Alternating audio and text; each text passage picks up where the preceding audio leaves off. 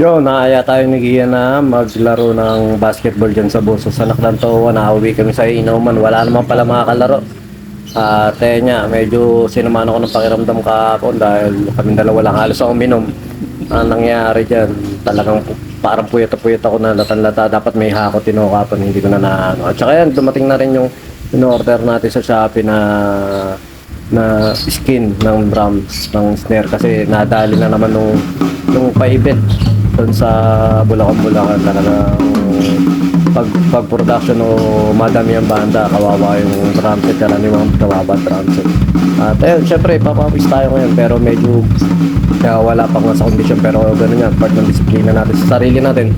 Kahit na parang tamad na tamad tayo, parang nalalata tayo, para wala tayo sa kondisyon, kailangan gawin natin yung pinaka-routine natin para kahit pa paano, ayun nga, wag maputol yung ang tawag doon, yung practice habit natin o yung parang momentum natin.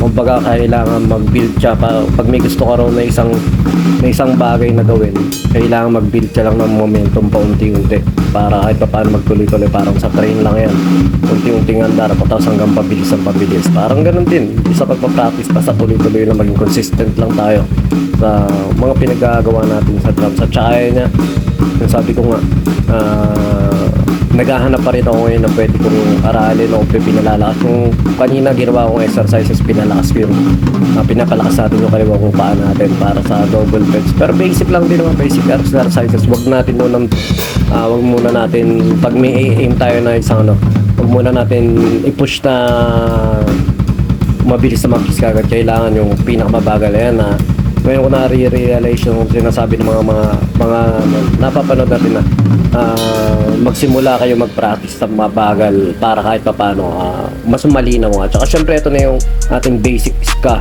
beat na i-share natin sa inyo. At malapit na tayo matapos sa libro ng Silja. Kaya ayun, maraming salamat.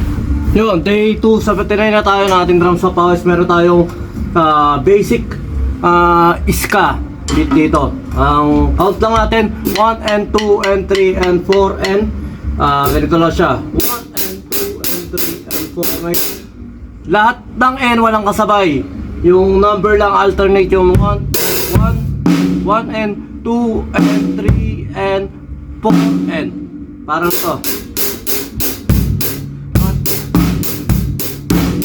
and 2 and 3 and 4.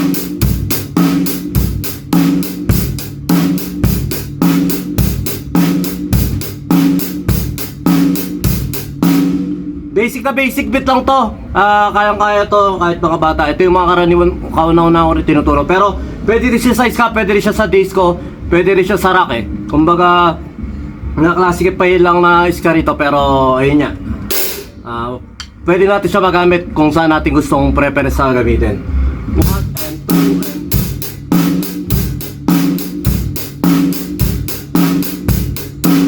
tapos next pattern, isang mabilis na to dahil simple lang. Ganun lang din, lalagyan lang natin ng kick yung 2 at saka 3. Tama. Bali magiging ganito siya.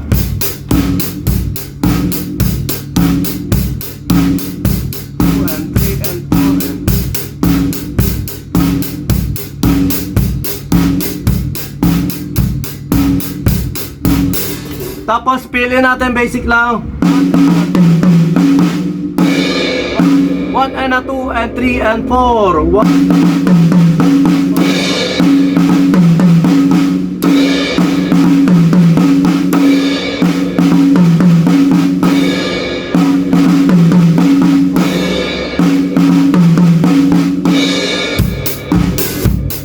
Yung iba naman, ibang pattern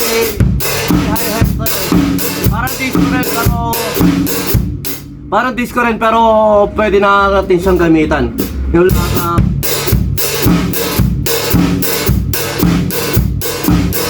pero ito nga sa partner to, ganito lang 1 and 2 and 3 and 4.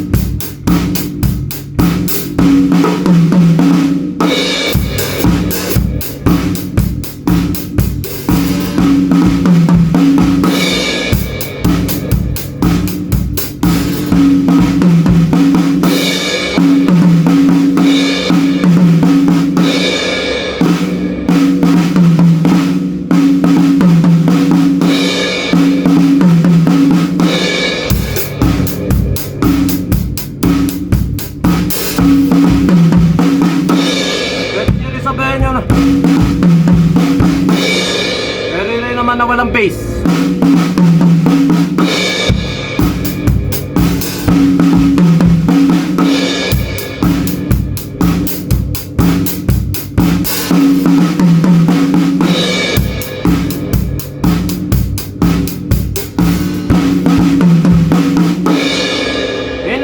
Basic pattern lang siya na maaari natin magamit sa mga practice natin sa rudiments natin. Thank you!